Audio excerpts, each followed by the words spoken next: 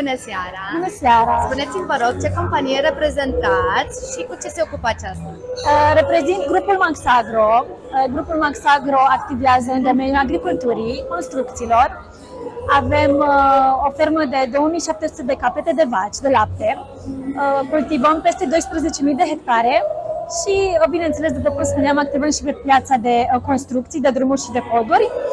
Avem și o parte de producție de beton, de asfalt, avem și carieră, balastieră, deci cuprinde un domeniu destul de larg. Foarte frumos! Cum vă simțiți că ați câștigat acest premiu și ce reprezintă el pentru compania dumneavoastră? Vă dați seama că în fiecare an, când venim aici, este o onoare și chiar le avem pe toate frumos expuse în birou.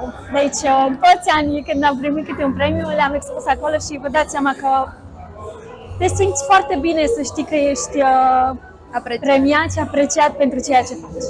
Felicitări încă o dată și la mulți ani pentru cei 30 de ani! Mulțumim! O seară frumoasă! Asemenea!